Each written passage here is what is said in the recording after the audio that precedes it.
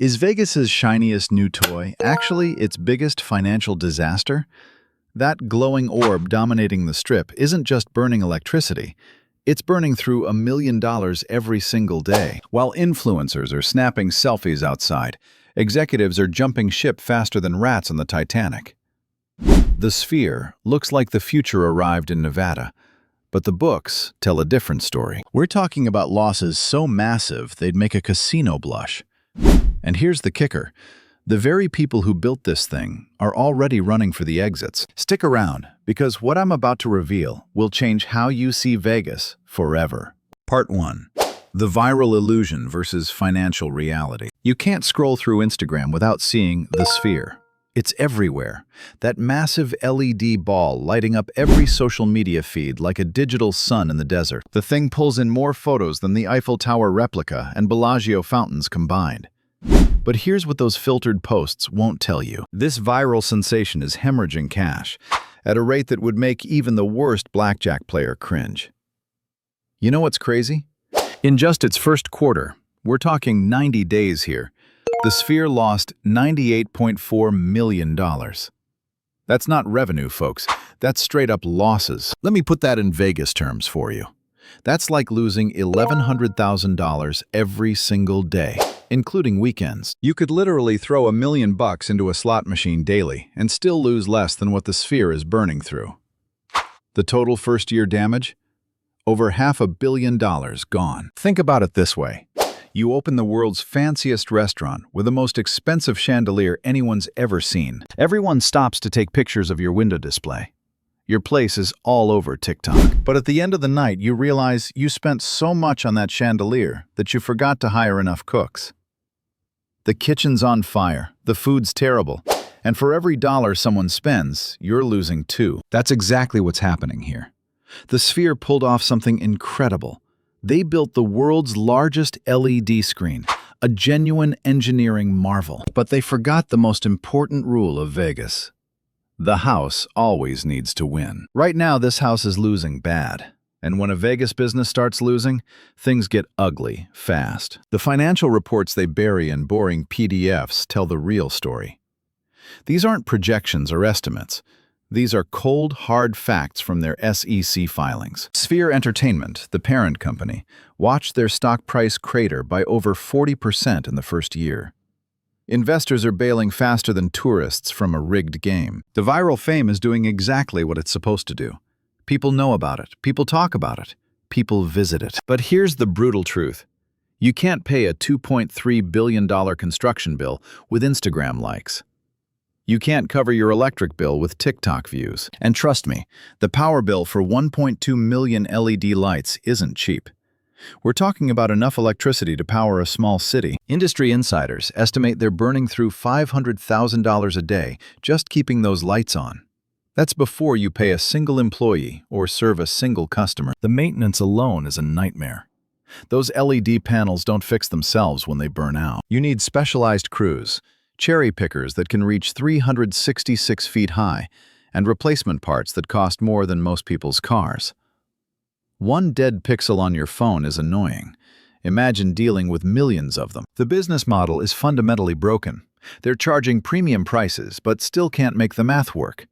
What's really killing them is the debt service. When you borrow $2.3 billion, even at low interest rates, you're looking at massive monthly payments. We're talking tens of millions just in interest, not even touching the principal. It's like having a mortgage on a house that's underwater from day one. Part 2. James Dolan's ego project. So who's the genius behind this financial black hole? Meet James Dolan. And if you know anything about the New York Knicks, you're already groaning. This is the same guy who's turned one of basketball's most valuable franchises into a running joke for 2 decades. Forbes calls him one of the worst owners in professional sports. But apparently ruining the Knicks wasn't enough. Dolan needed a bigger stage for his next disaster. Let me give you some context on this guy. He inherited his fortune from Daddy, cable TV money from Cablevision. Never built anything from scratch in his life. The Knicks under his ownership? 20 years of failure. Meanwhile, he's busy touring with his blues band. Yeah, he thinks he's a rock star too. The guy literally makes his employees attend his concerts. Here's the deal with ego projects. They don't follow normal business rules. When regular companies build something, they run the numbers first.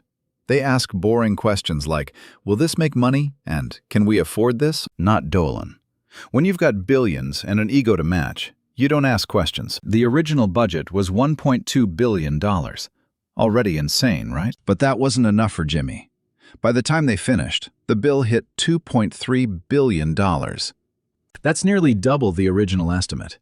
Any normal CEO would have been shown the door before the paint dried. Think about what else you could build with that money.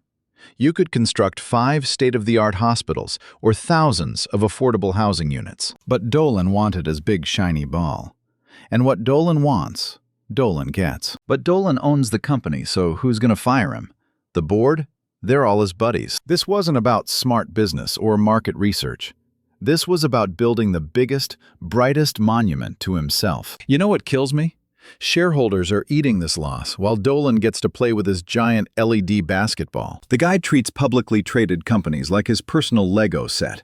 And when it all falls apart, he'll still be a billionaire, while regular investors get crushed. Remember, this is the same person who banned fans from Madison Square Garden for criticizing him. He used facial recognition technology to ban lawyers who work at firms suing him. That's not normal business behavior. That's dictator stuff. Now imagine that personality type with unlimited money and zero oversight. The stories from inside MSG are legendary. Executives scared to disagree, employees walking on eggshells. The Sphere wasn't built because Vegas needed it.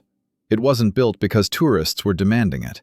It was built because one man with too much money wanted to leave his mark on the desert. And that mark is looking more like a crater every day. Part 3. The CFO Exodus. When the money guy runs. Want to know when a company's really in trouble? Watch what the CFO does. The chief financial officer is the one person who knows every dirty secret in the books. They see the real numbers, not the polished investor presentations. So when Gautam Ranji, the Sphere's CFO, suddenly bailed right after opening, alarm bells should have been deafening. This wasn't a retirement party with cake and gold watches. This was a middle-of-the-night, clear-out-your-desk kind of exit. According to the New York Post, there were screaming matches in the C-suite. We're talking about senior executives yelling at each other while the building was literally still under construction. Ranji reportedly couldn't take Dolan's management style anymore. Think about what that means. The guy responsible for managing a $2.3 billion investment looked at the books and said, "I'm out." That's like your pilot parachuting out mid-flight while telling you everything's fine. When the money guy runs, you know the money's running out. But it gets worse. This wasn't just one executive having a bad day. The turnover in the Sphere's leadership has been a revolving door. Department heads, senior managers, people with decades of experience, they're all heading for the exits. You don't leave a high-profile Vegas gig unless something's seriously wrong. These aren't minimum wage workers walking off the job. These are six-figure executives with stock options and golden handcuffs. And they're still running. What do they know that we don't? Actually, scratch that. We know exactly what they know. They've seen the burn rate. They've seen the projections. They know this thing needs a miracle to survive. And miracles don't happen in Vegas. Vegas is where miracles go to die. The smart money is already gone. The CFO was just the first domino. When you see executives cashing out their stock options and updating their LinkedIn profiles, that's your cue. The ship isn't just taking on water, it's already halfway under. Part 4. The content prison trap. Here's the fatal flaw nobody talks about. The Sphere created its own prison, and the walls are made of pixels.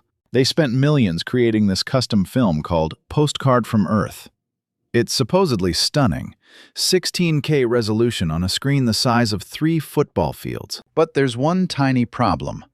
That movie can't be shown anywhere else on planet Earth. Think about how insane that is. When Marvel makes a movie, they show it in thousands of theaters worldwide. Then they sell it to Disney+, then to airlines, hotels, and eventually to cable TV. One movie, endless revenue streams. That's how you make money in entertainment. The Sphere? They made a movie that works in exactly one building.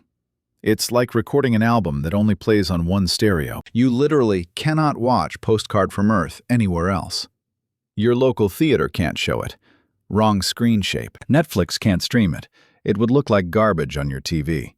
They've created content with a total addressable market of one venue. That's not a business model. That's insanity. Every piece of content they create costs millions and can only generate revenue from people physically standing in that building. No licensing deals, no streaming rights, no international distribution. They've painted themselves into the world's most expensive corner. And the paint's made of money they don't have. You know what's even crazier? They have to keep making new content to keep people coming back. But each new film costs millions they can't afford. It's a content treadmill that only speeds up while the bank account empties. Modern business is all about scalability. Make something once, sell it 1,000,000 times. The Sphere makes something once and can only sell it to whoever shows up that day. That's not 21st century business. That's 19th century theater with a 22nd century price tag. Part 5. The desperation pricing. Now let's talk about how this disaster hits your wallet. Because when a business is bleeding money, guess who they squeeze? A ticket to see that 50-minute movie isn't $20 like your local cinema. It's not even 50. Try $100 minimum, and that's for the cheap seats. Prime spots? You're looking at $200 per ticket. Let me break this down in real terms. A family of 4 wants to see this glorified screensaver? That's $400 just for tickets. Add parking, another $50 minimum because this is Vegas. Grab some sodas and popcorn? There goes another $100. Congratulations! You just dropped half a mortgage payment on 50 minutes of entertainment. For that price, you could take the whole family to Disneyland. Hell, you could fly the whole family to Mexico for a weekend. But they want you to blow it on one movie? The average American family is already getting crushed by inflation. Gas prices, grocery prices, everything's through the roof. And the Sphere thinks we've got $100 bills to burn on a fancy movie? They've completely lost touch with reality. You know what regular folks are doing instead? They're walking past the Sphere, taking a free selfie outside, and spending their money on actual fun. The old Vegas understood value. Sure, they wanted your money, but they gave you something in return. Cheap rooms to get you in the door. Free drinks while you gambled. $4.99 prime rib dinners that were actually good. Even if you lost at the tables, you felt like you got your money's worth. This new Vegas, it's all take and no give. They want premium prices for everything while delivering less. The desperation is already showing.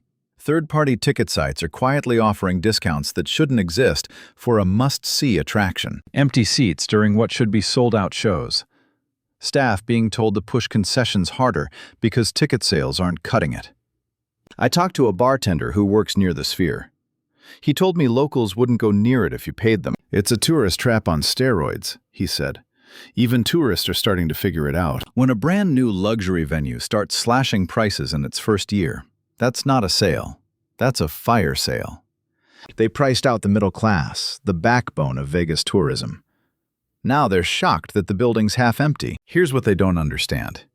Vegas was built on middle-class dreams, regular people saving up for their annual trip, coming here to feel like high rollers for a weekend. You can't charge champagne prices to a Bud Light crowd.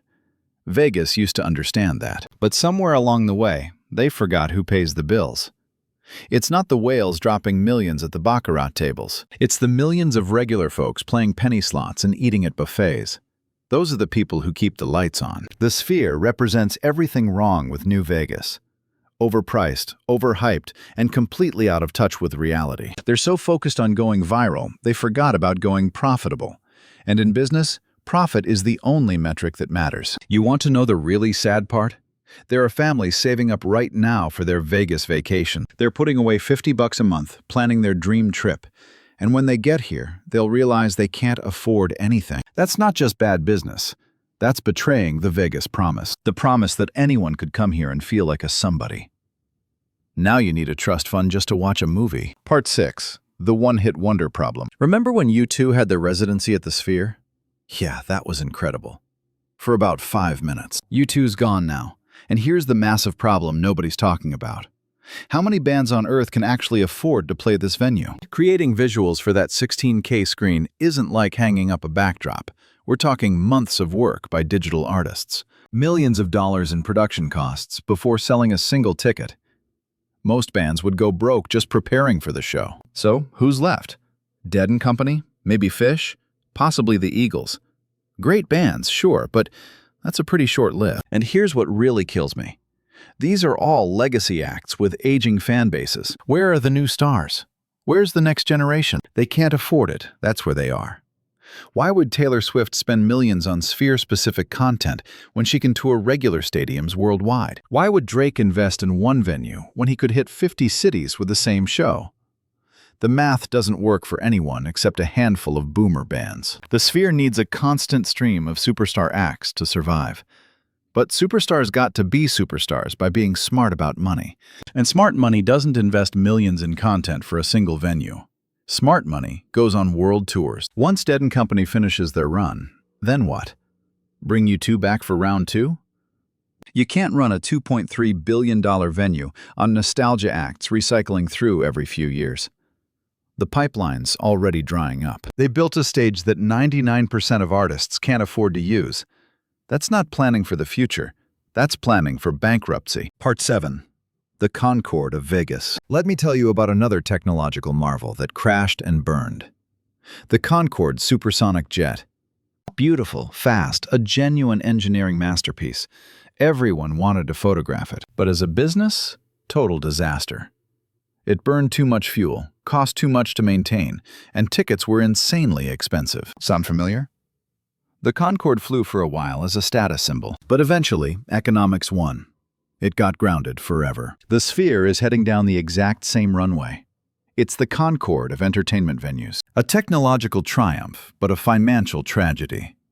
A monument to what happens when ego writes checks that reality can't cash. Unless they figure out how to break their content prison, this glowing ball will be the most expensive failure in Vegas history. And Vegas has seen some spectacular failures. This serves as a warning to every other city. Technology without a business plan is just an expensive toy, and eventually the batteries always run out. The lights always go dark. Vegas has reinvented itself before, from mob-run casinos to family destination to luxury playground. Maybe this disaster is the wake-up call the city needs, a reminder that you can't abandon the middle class and survive on billionaire whims. The market always corrects itself. That's economics 101. If tourists stop paying these insane prices, something's got to give. The power isn't with James Dolan or his boardroom buddies. The power's in your wallet. Every time you walk past the Sphere without buying a ticket, you're voting. You're saying enough with the ego projects.